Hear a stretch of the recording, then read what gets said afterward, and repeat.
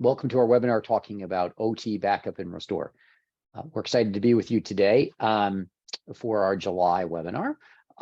As usual, if you have questions, please put them in the Q&A, which you can find either at the top or bottom of your screen, depending on how you're set up.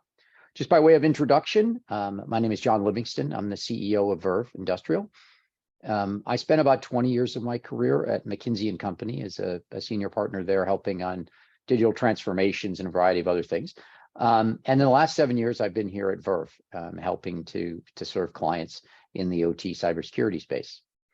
By way of background on Verve, for those of you who may not be familiar, and I give you this background because this is sort of the history upon which some of the lessons that we've learned are based. Verve was founded 30 years ago as an engineering firm focused on control systems, essentially automation engineering.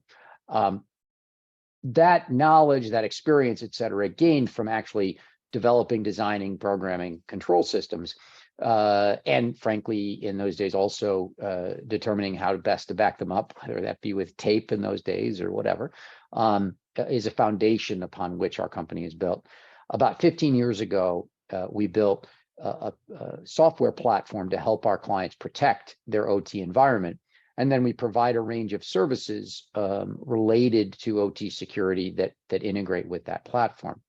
And obviously, backups being a very important part of that whole thing, we do a lot of work in helping clients effectively back up and restore their environments. And as we've done that over the years, there's a lot of things we've picked up, a lot of tricks of the trade, architecture, tool sets, integrations, et cetera. And that's really what we're going to talk through today. As usual, we're trying to make most of this conversation about things that you can learn to do or learn from us, from our experience, whether or not you're using Verve as a platform. Obviously, we do. And so a lot of what we'll talk about here is learnings that we've had in making that work and making the platform effective, et cetera. We'll talk a little bit at the end about the Verve solution for backups, but hopefully, even for those of you who aren't using Verve and aren't working with us, you'll be able to take away a lot from this that will help you in your own backup and restore strategies. So 3 topics for today. The first is just setting the stage as to why this is a critical topic. We're not going to spend a lot of time here. We assume most people understand a bit of the threat landscape, but I think it is important to understand where backups fit into that overall threat picture. Secondly, then, we're going to talk through 5 essential lessons that we've learned over the past 30 years of applying backup and restore solutions. And then finally, we're going to talk a little bit about our architecture and approach to doing so. And you'll see in that a bunch of applications of those lessons that we've learned over time. So as we dive in, for those of you who have been involved in other of our webinars in the past, this chart may be familiar. We often start with this because we think it's important as a simplifying way to think about what are all the stresses and strains on our OT from a security standpoint. This air raid term sort of breaks down the various things that we see as pretty significant changes in this environment over the past 3-4 years or so. First of all, attackers, the growth in commercial activity, so to speak, beyond just nation states, has really changed the game when it comes to OT security. Manufacturing now being the single largest, most attacked industry, right? 3-4 years ago, pre-COVID, it was 9th or 8th or 9th or something like that, and today it's number 1. And most of that increase has come from more, ransomware activity, for profit, et cetera. And they realize that if they can ransom a manufacturing environment, they're likely to get paid a lot of money. So anyway, attackers, IT becoming a much greater part of OT systems. In fact, it's now the number 1 challenge that our ICS security practitioners, and by the way, I'm going to use ICS, industrial control systems, and OT somewhat interchangeably today. I recognize they're not exactly the same thing. We could have a long debate about the differences, but for simplicity today, mostly I'll be using the term OT. Obviously, regulatory changes, resource constraints in these environments, which is also putting stress on the system. Remote access insurers, a big thing we're seeing. More and more of our clients are dealing with insurance companies who are requiring a whole new set of applications for OT security. We've talked about that in some of our prior webinars, but a whole bunch of these drivers start to make us think differently about what we need to do for securing the OT environment. As one indicator of that, and no one has to go further than just last week to the announcements from Honeywell and Rockwell about the vulnerabilities found in their systems, to know that the vulnerabilities and advisories are growing pretty substantially year over year. And most of this is being done in a time when no additional resources are being thrown at it. And so, the number of vulnerabilities is exploding, yet the number of resources often isn't. And we'll talk about why this is so important from a backup and restore point of view. But these vulnerabilities, in many cases, allow for various threats that could cause disruptions to those OT systems and force essentially recovery of those systems. One of the biggest of these is ransomware. So the left-hand side just talks a little bit about the severity of risk to OT, it growing over time. And the right-hand side talks about the type of risk. So when you look at the SANS data over the last 5 or 6 years, what you see is that ransomware, which was, 5th or 6th on the list a few years ago, has now become number 1. Obviously, in 2021, it was everything, so to speak. I mean, it was dominating people's concerns. And I think that was due to the 2020, 2021, ransomware, I guess I'll call it awareness, whether it be Colonial Pipeline, et cetera. But also just the fact that we had so many events happening.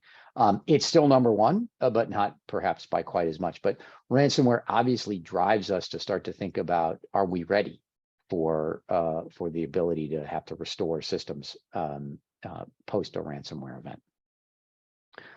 Beyond ransomware type things, as we think about patch management, just the basics of keeping up to date with those vulnerabilities that we talk about. We've done webinars in the past on patching, but one of the keys to that is having a backup strategy and having backups in place, right? So there's a series of steps, right? Got to have the inventory, got to prioritize your patches, but before you start to deploy them, making sure you have a backup, a recent backup, because we all have seen the movie where we've deployed a patch and the patch didn't work and we can't roll it back. And so we're now restoring from backups. And so ensuring that we have updated backups just for the fundamental part of maintaining our security is key. So just a variety of reasons why backup and restore are critical elements in our overall OT strategies. So we're now going to dive into, okay, given how critical that is, what have we learned, right? What are some of the lessons that we've learned over the last few years? So we've tried to simplify this into a 5-step process. People can debate whether it's 5, 6, 8, whatever. We're trying to give a framework that helps us think through, what are the things that we all should be considering as we go through our backup strategies. So first and foremost is having a really robust hardware and software inventory, right? Everybody says, right, you can't protect what you don't know, but this is particularly true in the world of backups, because it may be that there's a critical system that needs to be backed up that you just didn't really know existed. And we'll talk more about each of these elements. Second, then, is establishing the policies, procedures, perhaps better phrased, the strategy of how you want to protect your systems, defining the criticality of the systems that you want to back up, the timing of those backups, who's responsible, what's the testing process, et cetera. Third, then, once you've established kind of your strategy, then building your architecture. What is the right architecture for establishing these? What are our network constraints? How do we think about centralizing management to streamline or to create essentially offline backups, but ensure that we can restore quickly when necessary? Fourth is going with the flow of OT. And what we mean by this really is, in many cases, organizations are already doing some backups, right? So different plants, whether it be because an OEM deployed a solution when they put in their control systems upgrades or whatever, there may be things going on. We don't want to disrupt that if we can avoid it. So we're going to talk a little bit about how we might think about that. And then finally, monitoring and maintaining our backups. It is inevitable that certain backups won't be successful. New devices will be added and maybe forgotten to add the backup to those devices. And so one of the keys is to make sure we can centrally monitor and maintain the backups over time. So we're going to walk through each of these 5 elements in a little more detail. So first in the inventory part. So there's different levels of inventory we can obviously have, right? At one level, we have a spreadsheet that says, okay, I know I have these assets and I know, what they are, and I may have some indication of what the firmware version is or the OS version is on that asset. Maybe I know the IP address, the MAC address, et cetera. At another layer, I know, okay, I know those things, but maybe I also know the patch status of that device, for instance, or maybe I know that device has certain ports and services that are open. But there's a whole nother layer of depth here. And this depth both is terms of which devices we're able to see, but also what we see on those devices. And so as we think about building a backup strategy, first of all, knowing what all your assets are is really critical, because so often we see these environments where people have a spreadsheet or something like that, or maybe have picked up some data from packets that they see going across the wire, and that gives them an inventory. But yet there's devices that may be through the backplane of a PLC, for instance, or maybe dual NIC to another network, or behind a whole unmanaged switch. It's key that we see through those because they may be critical assets to be backed up.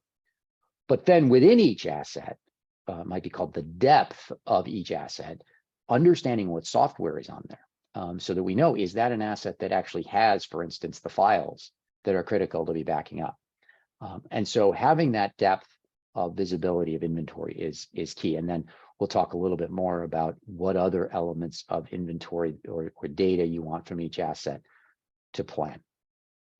So as I mentioned, one of the things that's key is to be able to see down, not just to, you have an asset, it's a Windows asset, but what software is on that asset? Because by looking at the software, and also not just looking at the software, by seeing the files that are on there, I know, is that a device where I'm actually storing some of my critical, programs, configs, et cetera. So on the left-hand side of this, you see from pulling out from our Verve data, okay, we know that's an asset, and we know it's the Bentley 3500, and we know that device actually has the rack configuration of that device. On the right-hand side, right, we know that's a Rockwell workstation. We also know that is the one that has all the RS Logix projects on it. And so by getting that level of depth, we know which assets we really need to make sure we're backing up to be able to grab critical information from those devices. And when we look at the inventory, at the backups later, we know we've captured those critical elements of what's there. Similarly, in many cases, devices, traditional backup tools are not available to back up those devices. So as an example, networking devices. In most control system environments, those networking devices are not managed by IT through some tooling that they use. In IT, a lot of times those are managed through a network management tool. They have all of the data on the config stored someplace. But in many cases, each plant is managing their own switches and networking gear, or maybe they're not managing at a plant level, but they're managing, across plants or facilities. So key and the inventory is getting down deep to be able to pull out those configs, right? And be able to store those so we can create backups of things that aren't normally backed up with a traditional IT backup tool. Same way with protective relays and other OT devices that have more of, I'll call it a text-based kind of configuration setup. Key is to get all the way down in there so we can grab that data and store it so we know it's there. Beyond, one of the questions are, oh, well, I'll just back up everything. Well, the reality is that may not be feasible, or economically, it may not make sense. And so one of the things that we have found to be effective is going through your assets and identifying, first of all, what's the criticality of that asset? How important is it, et cetera? But then also looking at the risk of the asset, right? Because there may be certain assets that are not critical, or alternatively are very, very low risk assets. Now, it may be that you want to back up everything anyway.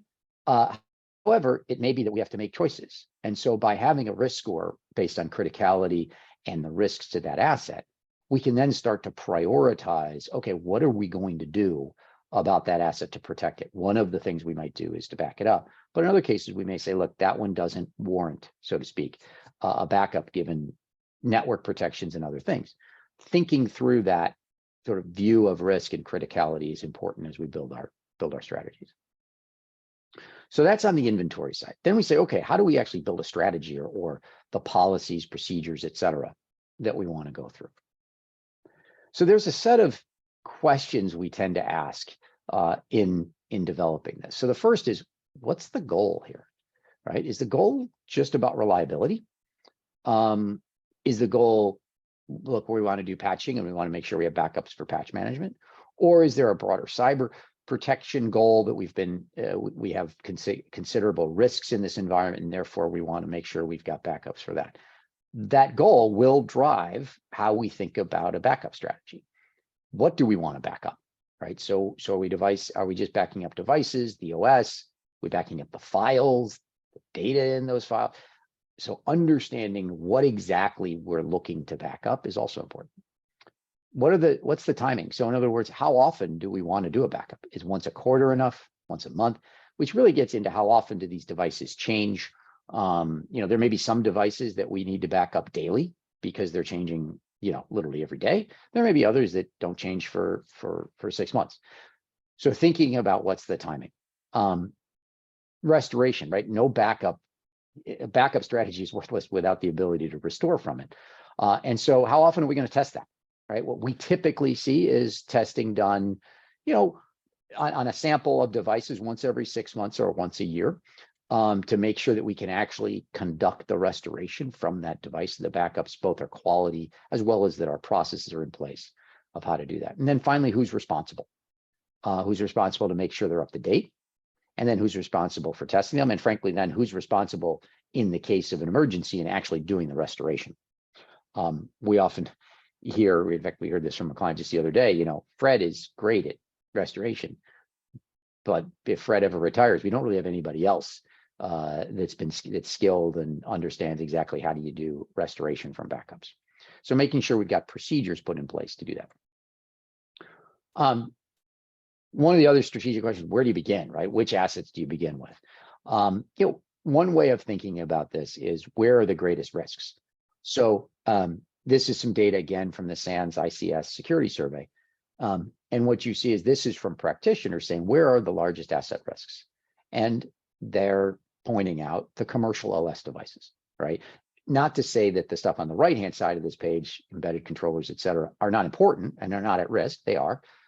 However, from a practitioner's point of view, there's a lot of risks in those commercial OS devices, which, by the way, is not that dissimilar to what we're seeing in actual events, right? So when you look at the actual vulnerabilities that are out there, as we look at vulnerabilities by type in an environment, what you find is the number of vulnerabilities on your OS devices, even though maybe less than a third of the devices in a typical control system may be commercial OS devices, the number of vulnerabilities on those are much, much higher because they're running Windows and other things. And most of the time, they haven't been patched in a while. And so typically you see a significant number of vulnerabilities on those OS devices. And then, as we think about what to back up, we also want to look at, where do the attacks happen? And, I think Mandiant's, so to speak, rule of 99 is a good place to start, right? Based on their monitoring and all of their data, about 99% of compromised systems will be those traditional commercial OS devices, and the malware will be designed for those. Not to say there's not malware for embedded devices, et cetera.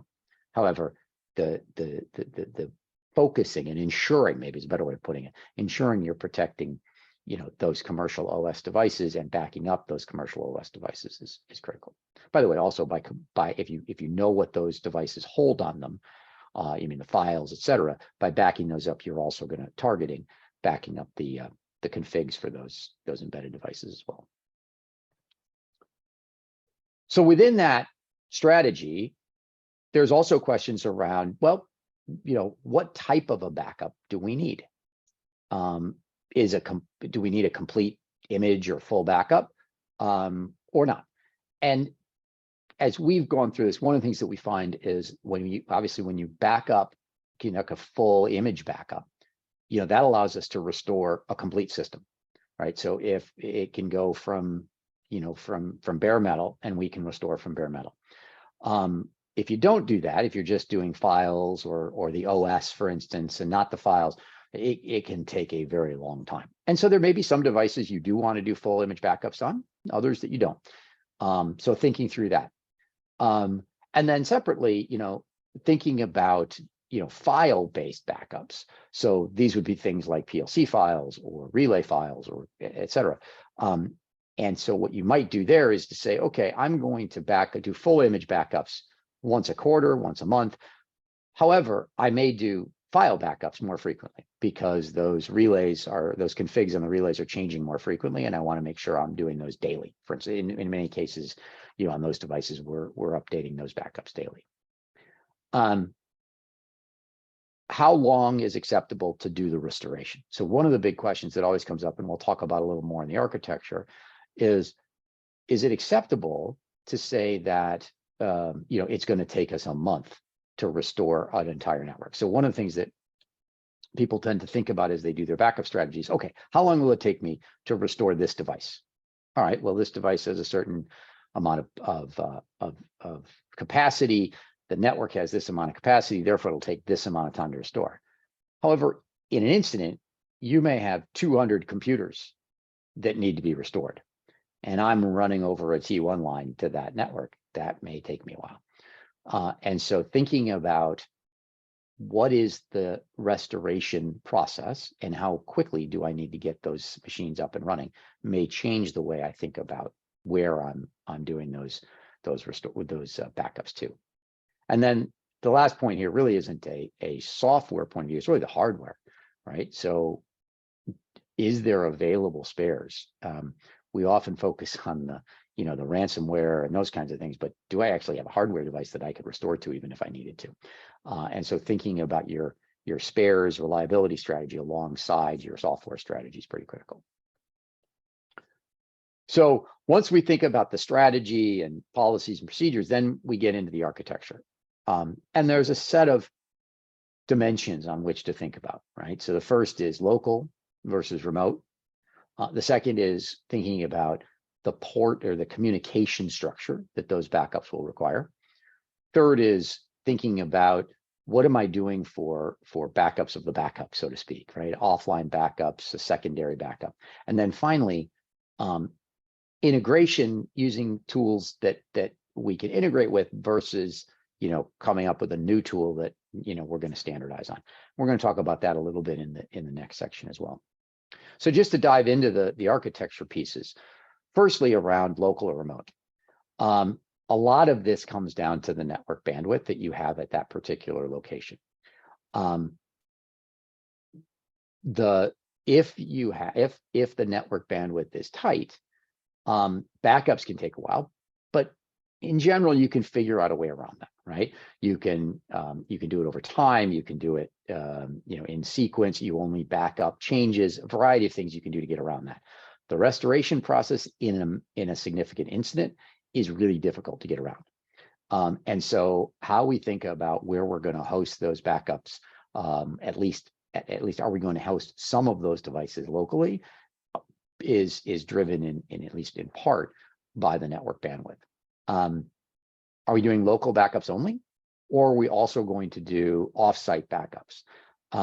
There is a significant risk if the entire backup strategy is based at a specific location, whether it be a physical incident that happens there, water, whatever, or alternatively a cyber incident where that ransomware hits the storage device. And so thinking about how we're going to separate and create backups of our backups is pretty important. And then lastly, I mentioned the ports. Our strong view is to find solutions that do not require, or at least minimize, the number of inbound ports. So in IT backups, many times, the software is reaching out to the device and pulling back a backup.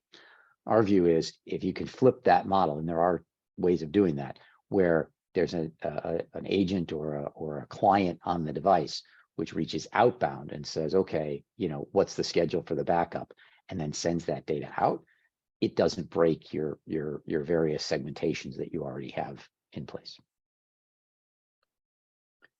So diving into the network traffic, because this tends to be a pretty important part of the overall architecture.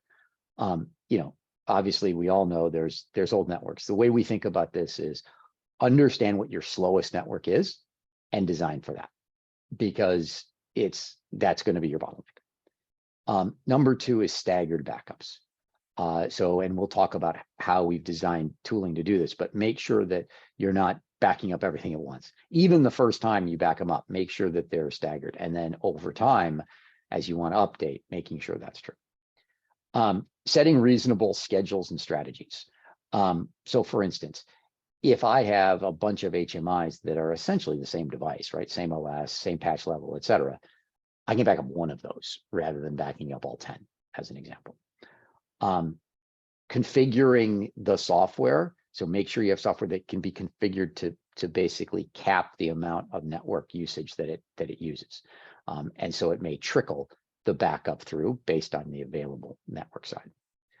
Source size deduplication is a really big deal. So a lot of backup tools will deduplicate at the end result, right? At the storage device. So they can reduce the amount of storage required, et cetera. Makes sense.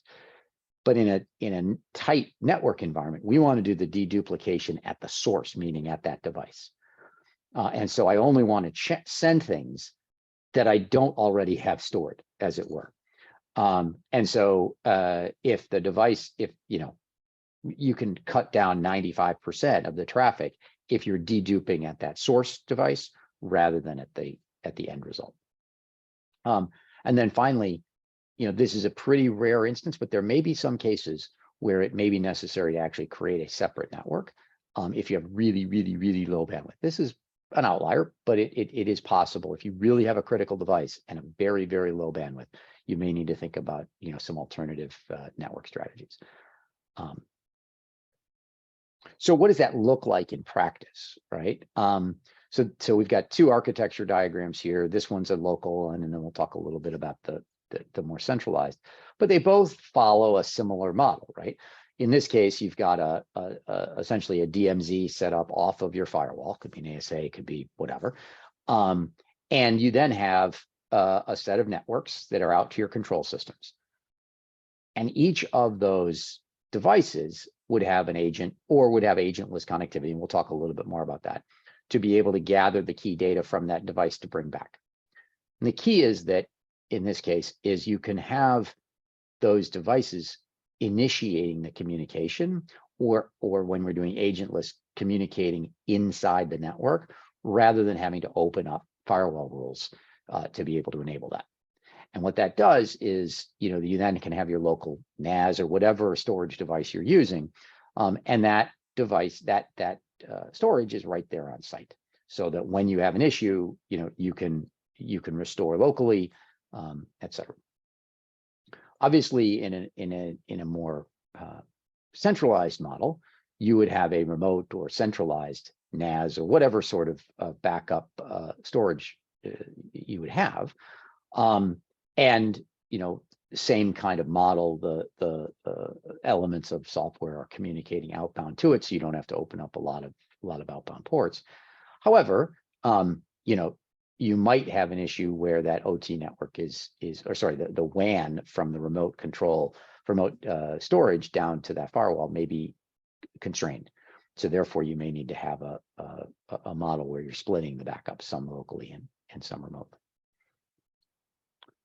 I mentioned, how do you think about designing this from a configuration to make sure that you can manage those backups? So one of the things that we have found is you really have to find solutions that can be customized, where the configuration of those backups can be customized.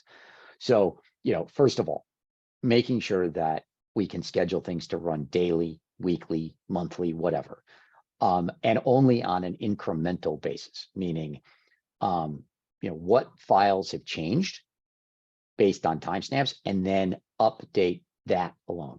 Right. So one of the keys to reducing the amount of bandwidth we need is to not back up everything every time. Right. We're only going to back up the changes. So that's another key part in OT to make sure that the solution provides. Third, allowing you to stagger them. Right. So easy, kind of check a box. Okay, we're going to do these devices at this time, these devices at that time, et cetera, so that we don't overwhelm the network. Something that allows us to scale down the CPU so that we're not running the CPU when other processes are critical to run. We can cap the amount of bandwidth usage and then all of that coming up to a centralized database so we can know if the backup was successful or not. We'll show that in a minute. So then as we talk about, so that's the architecture discussion of how do you think about designing these things and what are some of the questions you may answer. But one of the other big questions is, what tools are we going to use, right? What are we going to put in place to make this happen? And what we often find is companies have made acquisitions. They've got different OEM vendors in their environments. Some of those OEM vendors have a standard of backups that they're using. If somebody's got Rockwell Asset Center, somebody's got a Cronus, whatever. And so one of the things that we find is to go with the flow of OT. And so what we've built into Verve, and whether you use Verve or something else, basically finding a way to integrate what's out there to streamline the backup process. Is it better to have one standard? Absolutely. If we can get there, that's where we'd like to get to, right? But in many cases, we can make a lot of progress with what's there if we monitor it, maintain it, and integrate the data from it so we know what's going on. And so, what we find typically is clients they may have 3 or 4 different backup tools already in existence. And so our view is let's integrate those and let's create a single dashboard so we can monitor those different things rather than immediately rip and replace with something new, although over time you probably will want to do that. So I've mentioned the monitoring a couple of times. It is amazing how often we'll go into an environment, they'll say, oh yeah, we're doing backups. And we look at the backups and what we found is they haven't run in months, years. Nobody's checked it. People are busy, right? And checking backup status tends not to be, number one on the list. And so our view is let's get all of that data into a central location. Again, whether it's coming out of a Honeywell system or a Rockwell or a Siemens or whatever, let's get all that data into one place so that we can see are the backups being successful or not.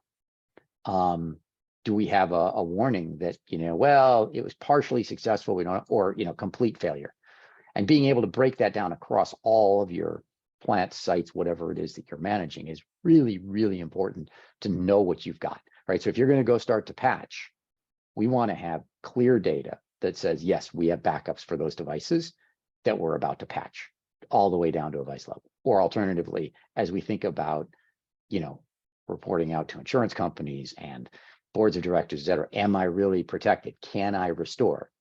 Well, do you have an updated backup, right? And by the way, has that been tested? In other words, have we restored a device using that backup in the last 6 months? All of that data, gathering it centrally, is a really key part of making sure that the overall strategy is successful. So then building on those sort of learnings that we've had over time, we're going to talk a little bit about how we do it. This is as much as anything as a reference, I guess, architecture to how you may want to think about doing it.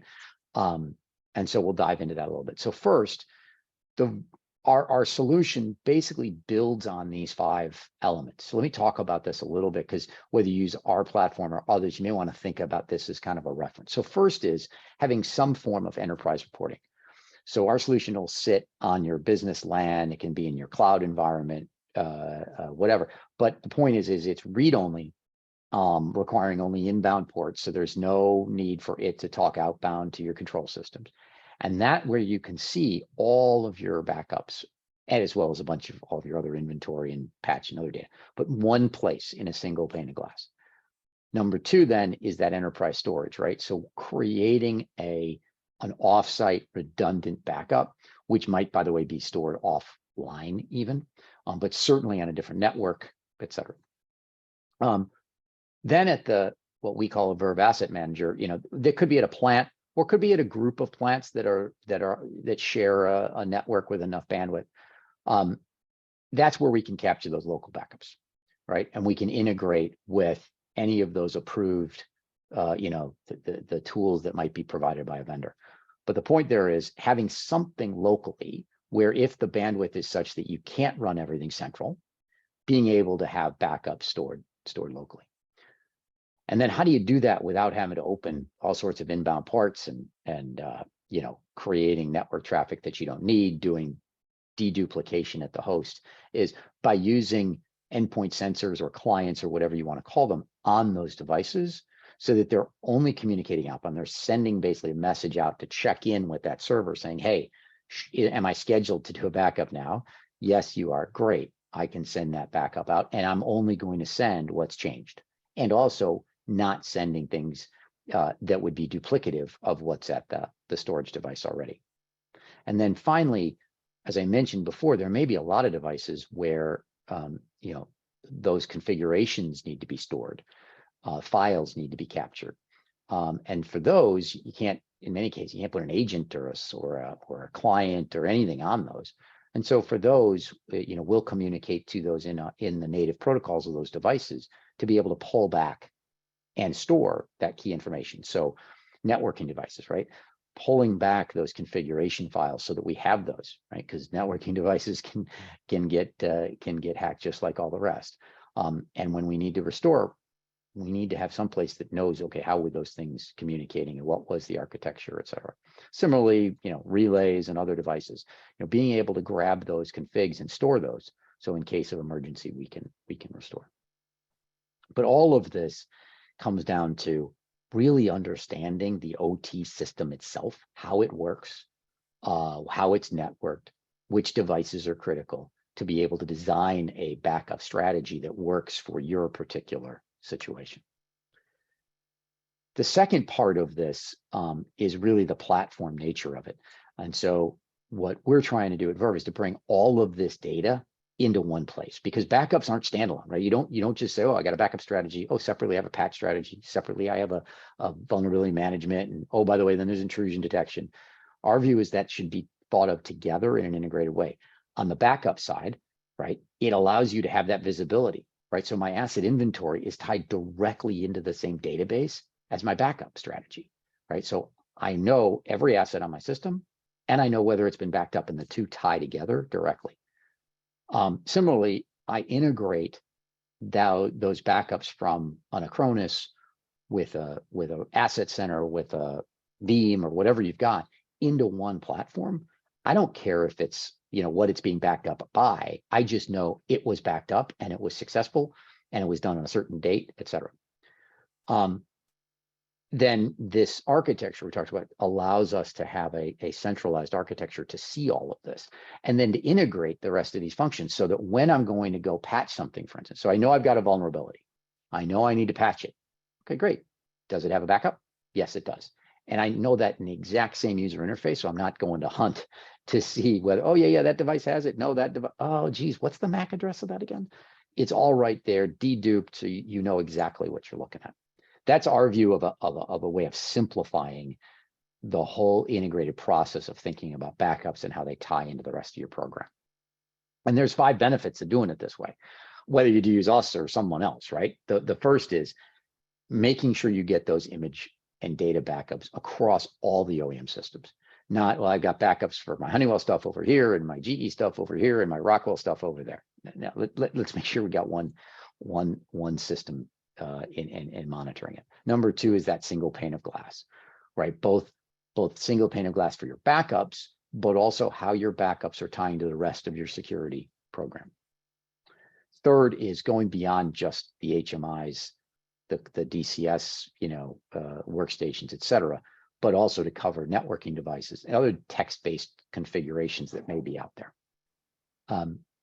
Simplifying the IT integration. So one of the things that we find more and more is clients are trying to bring both IT backup tools into OT. That's great. We do that all the time, right? There's a ton of great IT backup tools that if you design it the right way and you build the right integrations, they work incredibly well in OT. But also people want, to manage this stuff through things like ServiceNow and other tools. So integrating across these IT tools and allowing them to work effectively in OT is critical. And then lastly, our view is there is no cookie cutter to backups in OT. It's going to have to be designed for your particular environment, your bandwidth constraints, your desires, your strategies, et cetera. And so, one of these we bring to the table is an understanding of those control systems, having worked in them a long time.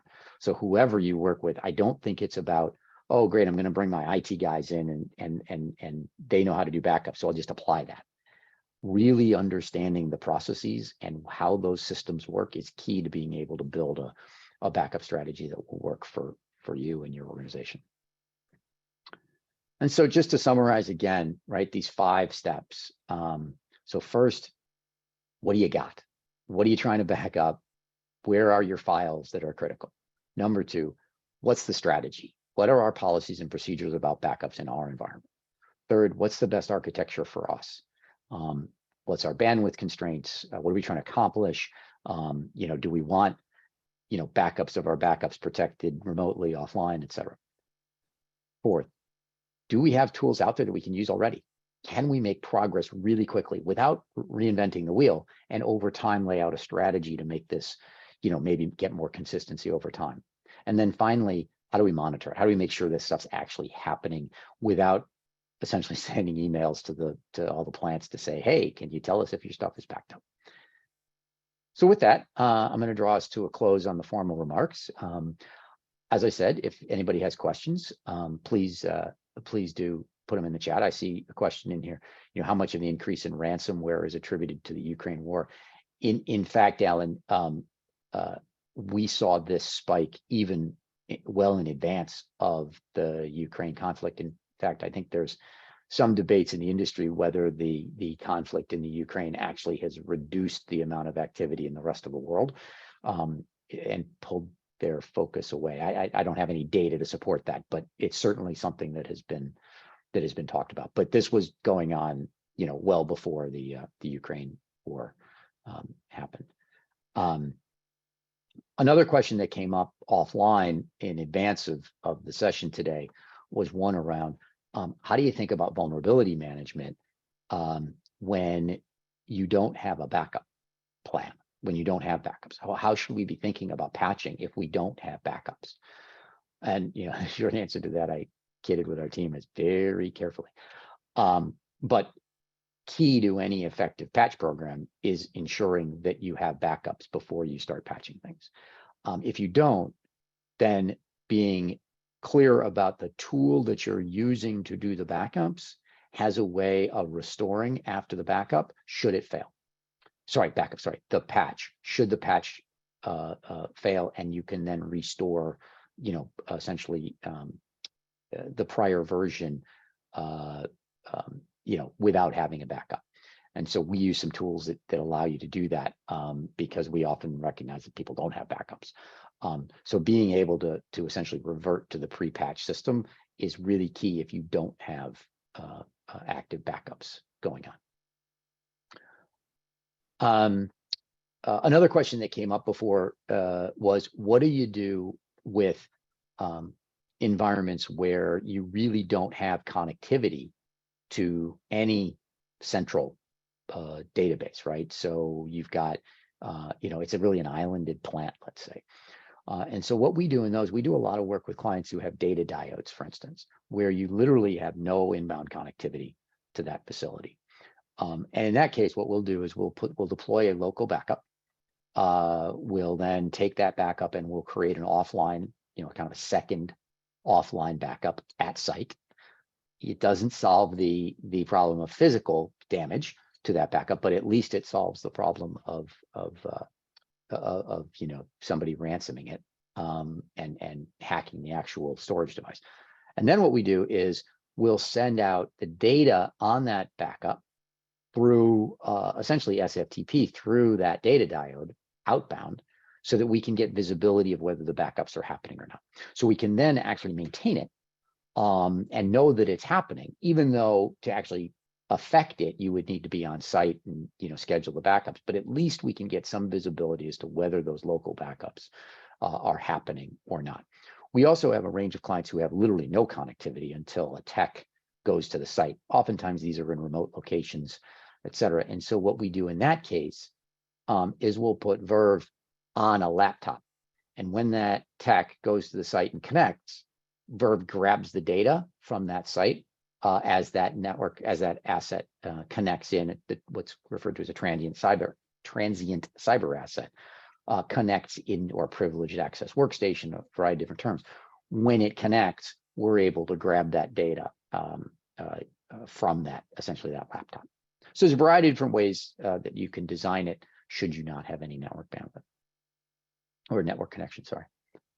So with that, I will draw us to a close. We truly appreciate everybody joining us here today.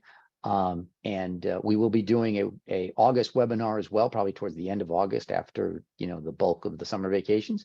We'll be sending out an email about that. We'll also be sending out a copy of this recording as well as the document. Everyone have a wonderful rest of your week. And again, thank you very much for joining us.